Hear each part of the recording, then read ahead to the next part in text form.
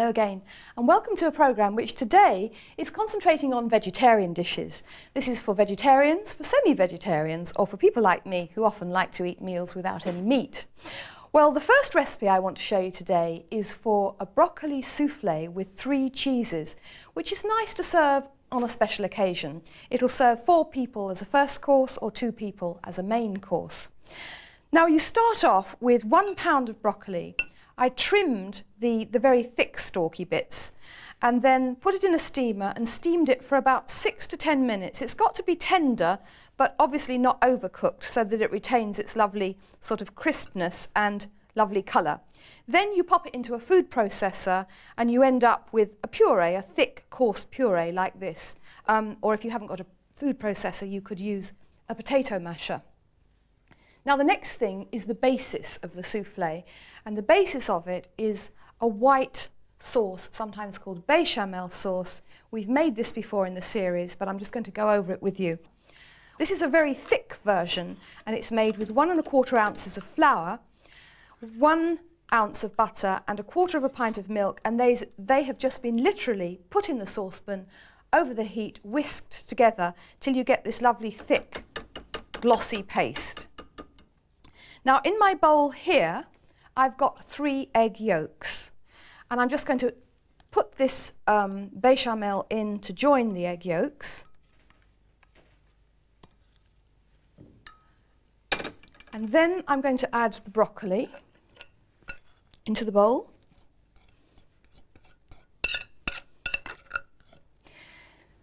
And then the 3 cheeses I told you about. First of all, I've got strong cheddar here, 1 ounce of strong cheddar. I've got 1 tablespoon of Parmesan cheese. This is Parmigiano Reggiano, the real Parmesan cheese. And here I've got Gruyere cheese. This is another ounce of Gruyere cheese. Now I'm going to use some seasonings. I've got 1/4 teaspoon of cayenne pepper. That gives it a nice kick. Freshly grated nutmeg. Always, always freshly grated. Never, never buy it ready grated because you don't get the flavour. And what you want here is about 1/4 whole nutmeg grated. Then we need some salt and pepper, and you need quite a good seasoning of salt and pepper because we're actually going to be adding, we've got 3 egg yolks, remember, but we're going to be adding 5 egg whites. So to get the seasoning through that, you need to be quite heavy-handed with the seasoning. Now all we're going to do is just mix that all together and go in with your wooden spoon and just mix until everything's very, very, very thoroughly blended together. And that is the basis of the souffle. Now the next stage of the souffle making is the egg whites, so I'm just going to run through all the egg white rules for you. First of all, you need a large roomy bowl. Now in here I've got 5 egg whites, but first of all there is one important point to remember, and that is the bowl and the whisk must be absolutely grease-free. So you wash it in soapy water, rinse it in hot water, dry it with a clean tea cloth, and then if you want to be extra sure, you can just rub lemon round the whisk and round the bowl if you want to just make sure that you've got no grease, because grease stops the eggs from increasing in volume. Now what I'm going to do is beat them up, but start with the whisk very, very slowly, because that's the correct way to beat them. So just switch it on slowly. The main ingredient in a souffle obviously is air. And what we're trying to do now is incorporate as much air as we can. And what you'll see there are bubbles beginning to form. Now we're going to switch on to the higher speed.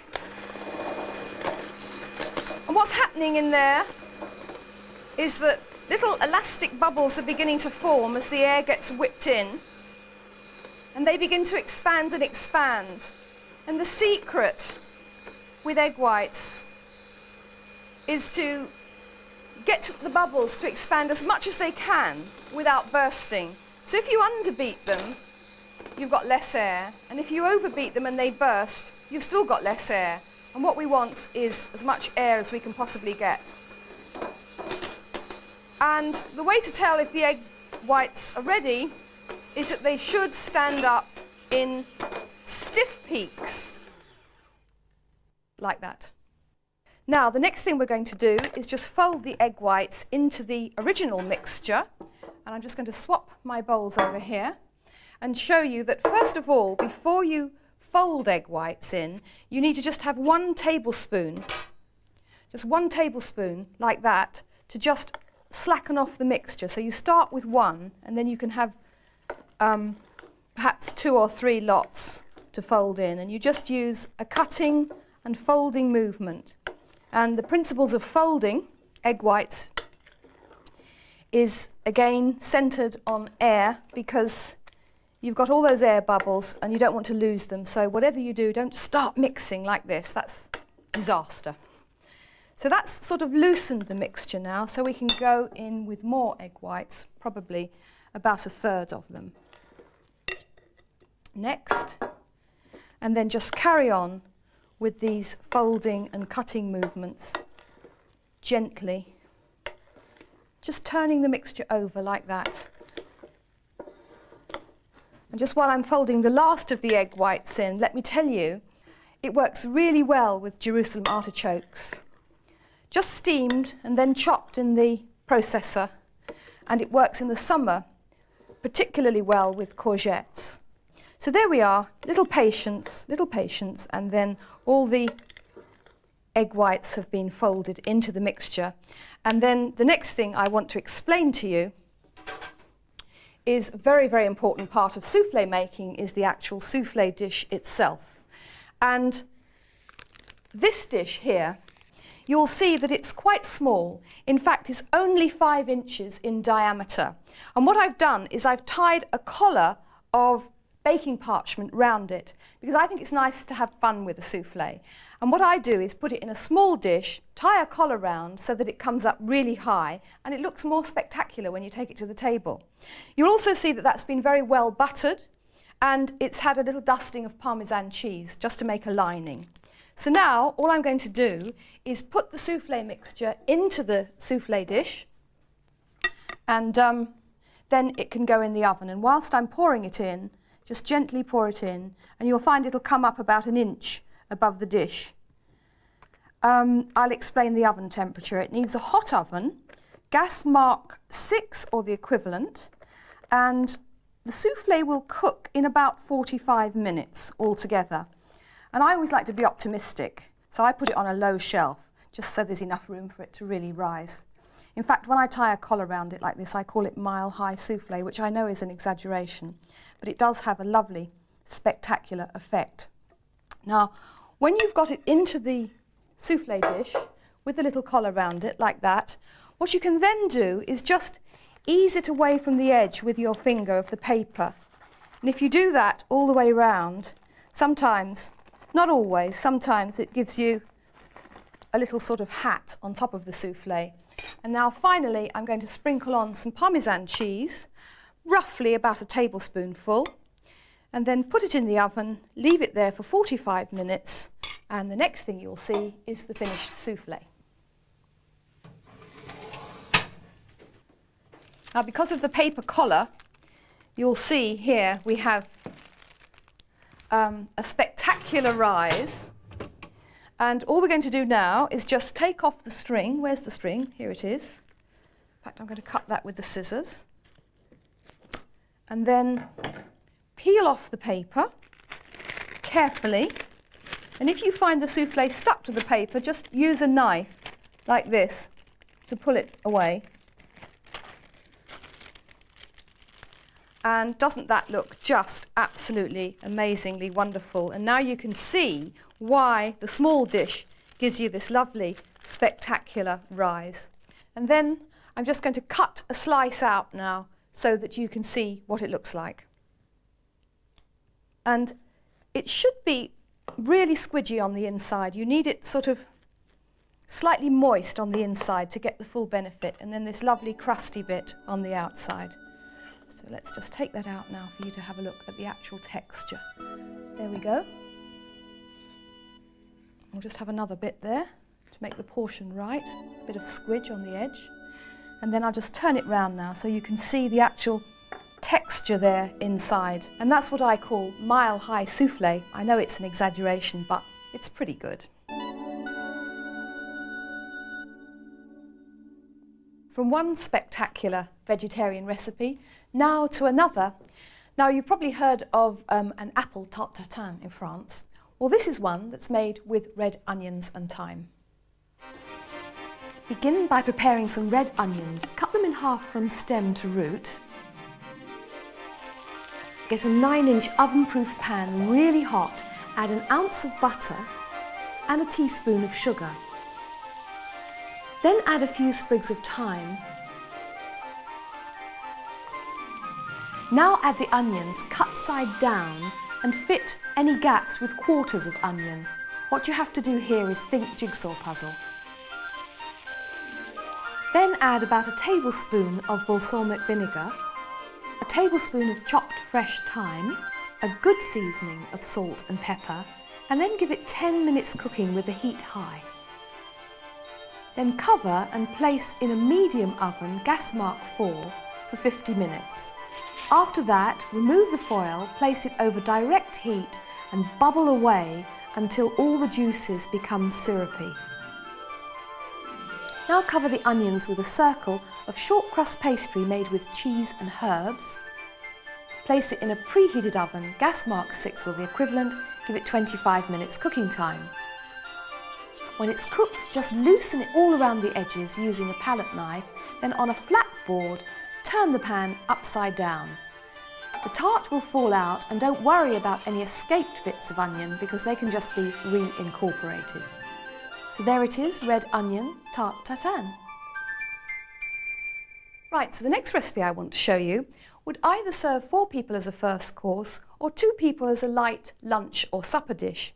And it involves what I think is a very special vegetable, and that's an aubergine.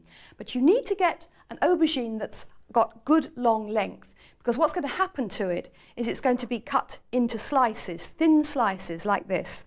And I've cut one, and I'm just going to cut the last thin slice off and show you what happens to the rest. And the aubergine, you need 1 for this recipe. The aubergine should weigh between 12 and 14 ounces. So that's the last slice going on the tray. And then the next thing you do is I've chopped the first slice, and I'm just going to chop the second slice now. And these are going to form part of the stuffing. So as soon as you've chopped the end pieces, these are on an oiled baking tray, and this is about 12 by 16 inches. And I'm just going to, first of all, brush them with olive oil and then put some pepper on them. So a little bit of really nice extra virgin olive oil is good on these. And then what's going to happen to them, after they've been oiled and had some pepper, is they're going to go into a preheated oven, and the oven is preheated at gas mark 4 or the equivalent, a medium oven. Now, no salt at this stage, because salt encourages the moisture to come out, and we don't want that to happen. The salt goes on a bit later when we put the stuffing in. So they're going to be popped into the oven now for just 15 minutes, because what I want to do is get them softened so that we can easily put the stuffing in. Now, over in my frying pan, I've got a medium onion that's been finely chopped and a clove of garlic, and they're all going to soften in 1 tablespoon of olive oil, together with the little pieces of aubergine. And the initial cooking for the aubergine and onion will be approximately 5 minutes, until they've softened and just turned slightly golden. Right, well, after 5 minutes, they will have turned a little bit golden and softened. And if you think the pan looks a little bit dry, you can just add a tiny bit more olive oil. And then we're going to add the rest of the ingredients. And I've got here, this is 3 tomatoes, and they've been skinned, de-seeded and chopped. So we'll put those in first. And just to enrich the tomato flavour, I'm going to use some tomato paste. This is sun-dried tomato paste, which has a really lovely flavour, and it's quite widely available now. 2 teaspoons of that. Stir that in with the tomatoes. And then I'm going to add 6 anchovy fillets, and these have been drained from their oil and finely chopped.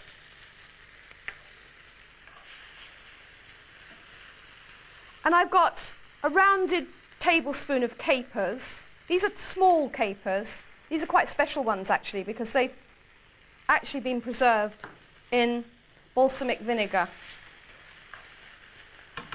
Finally, some basil. And I've got about a tablespoon of basil leaves here, and I'm just going to tear the basil leaves because they don't need to be chopped too small. Just tear them up, add them to the pan. Turn the heat down now to a gentle heat and leave all that to cook for another 5 minutes. And then when it's cooked, remove the pan and let it get cool because you want it to be cool enough to handle. What you need for the tomato stuffing is about a dessert spoonful per slice. Taste it first to check the seasoning. Arrange that along the centre, leaving a gap at each end. And now another ingredient that we haven't spoken about yet, another very Italian ingredient, and this is mozzarella cheese, which has a lovely melting consistency, and there's 5 ounces in the recipe altogether. Now when you've got the filling on the slice like that, all you do is roll it up. And what you do is take the rounded end first and just roll it over quite lightly. You don't have to press very hard, quite lightly like that. And then you just place it in a well-greased baking dish. And next, just give each one a little brushing with oil on the surface. And it's going to have a topping now. And the topping I'm using is over here. And this actually is 1.5 level tablespoons of breadcrumbs and 2 level tablespoons of grated Parmesan cheese. So we're Italian all the way from beginning to end. Now just sprinkle an equal amount of that on top of each aubergine, stuffed aubergine slice. And then that goes into the oven. Same temperature as before, medium oven, gas mark 4 or the equivalent, and they'll have 30 minutes cooking time. And here are the cooked stuffed aubergines, and for a first course I would serve 2 of these for 1 person. You see all the cheese stretches. So there goes 1, and now we'll just take another one, 2, and just send it to the table garnished with a little bit of basil. So that's Italian stuffed aubergines, and now we're moving from Italian cheese to French cheese, and I want to show you a warm Roquefort cheesecake served with pears dressed in vinaigrette. First you need to make a base with 4 ounces of breadcrumbs, 1.5 ounces of pecorino cheese and some melted butter. Then you bake this in the oven for 10 to 15 minutes at about gas mark 5. While that's happening, begin to make the filling using 3 size 1 eggs and 8 ounces of curd cheese.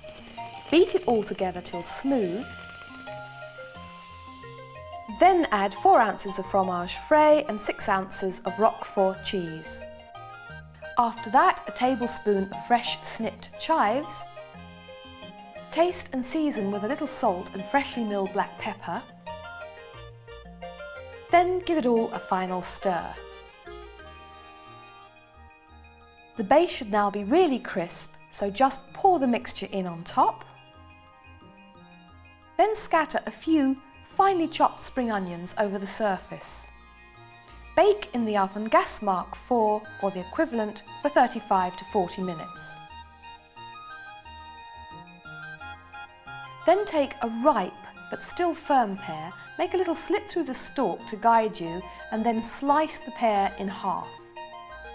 Remove the core, then place it on a hard flat surface and using a sharp knife, cut it in thin slices, leaving the stalk intact.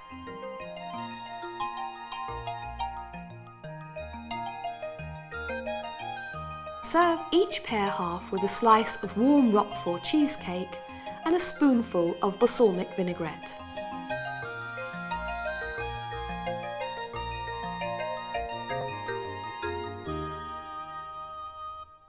Well, the next recipe I want to show you would make a really nice main course at any vegetarian meal. This is called black-eyed bean cakes, and you start off with some black-eyed beans, which are these here, which are rather cute little beans. But they have to be soaked first. So what you do is you put them in a pan, cover them with cold water and leave them overnight to soak. But if you forget to do that, there is another measure, because what you can do is you can bring them up to the boil them for 10 minutes, turn the heat out and leave them to soak for 2 hours. So that's a sort of shortcut soaking. There's lentils in this as well, green lentils, they don't need soaking. And in fact, there's 4 ounces of each in the recipe, and a flavouring of herbs, which is bay leaf and thyme. Now, when the black-eyed beans have soaked overnight, or in the shortcut method, they swell up and they become sort of twice their size. And then you pack them into a saucepan with the herbs and the lentils, cover them again with water, fresh water this time, bring them up to the boil and cook them for about 45 minutes. And in 45 minutes, by magic, here we are, they look like this. And they're quite sort of soft and quite squidgy. And what I'm now going to do is mash them. But first of all, I'm going to use a fork.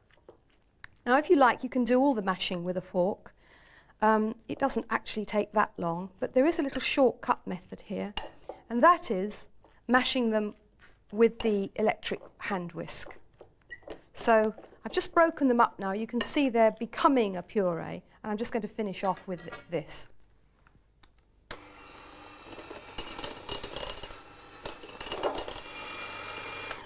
Right, that's the basic mix for the black-eyed bean cakes. Now we're going to add some vegetables, and over here I've had a pan heating with a tablespoon of oil, and it's looking good and hot now. And I'm going to add to it 1 carrot that's been chopped, a large carrot that's been chopped finely. This is a red onion, a medium red onion. This is a small red pepper, been chopped in the same way. And this is a green chilli that's been de-seeded and chopped, one of the milder fat chilies, de-seeded and chopped. And here is a chopped clove of garlic. Turn the heat down to medium and cook them for about 6, maybe 7 minutes until the vegetables are tender. So there we are. Now the vegetables are tender and they've got nice crusty toasted edges to them. So we're going to take those over now so that they can join the lentils and black-eyed beans. There we are. And now we're going to have some more flavourings in here. First of all, mace, and I'm going to use 1/4 teaspoon of mace, 1 teaspoon of chopped fresh thyme, and 1 tablespoon of sun-dried tomato paste. A good seasoning of salt and freshly milled pepper. Now this all has to be combined together, and then as soon as the mixture's cool enough to handle, you can form it into cakes. Take a handful like that, a little bit more, and then just press it together with your hands. Give it a good sort of firm press. And then the next stage is to give them a coating. Now what I've got here is whole wheat flour, and all I'm going to do now is just coat that in whole wheat flour. But you could use beaten egg and fine breadcrumbs, or if you live in an area where there's a Jewish community, you can use matzah meal, which is lovely. It's not very widely available, but it makes a lovely coating. And then what you do with those is you fry them in hot oil for 3 minutes on each side, and then you serve them with a delicious sauce, which I'm now going to show you. And the recipe is called onion and ginger marmalade, and you start off with 12 ounces of onions, and they're thinly sliced, very thinly sliced into rings.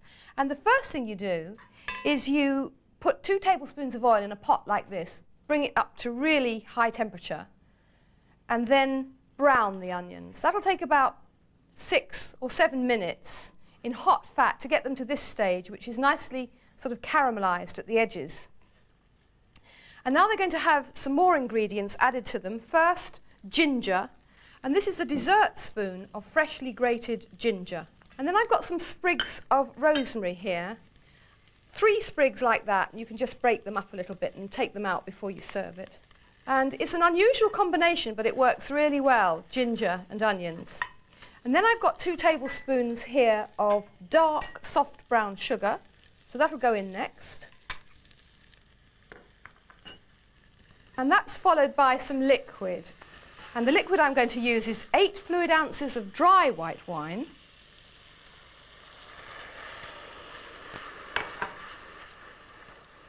Stir that in. And that's followed by 3 tablespoons or 2 fluid ounces of white wine vinegar. So you've got some sweet and you've got some sharp. Now you need to turn the heat down to its very, very lowest setting. If your lowest setting isn't very low, you can use a heat diffuser. And then finally, it's going to have some seasoning, some salt and some freshly milled pepper. And then after 1 hour and 20 minutes, that will have reduced down to a sticky marmalade consistency.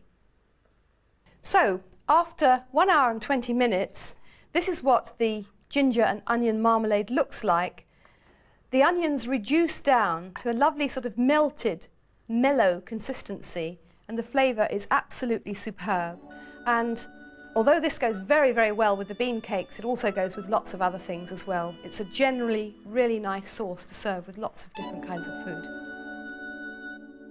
So that's a real winner of a vegetarian recipe. Now I'd like to show you some menus for entertaining vegetarians.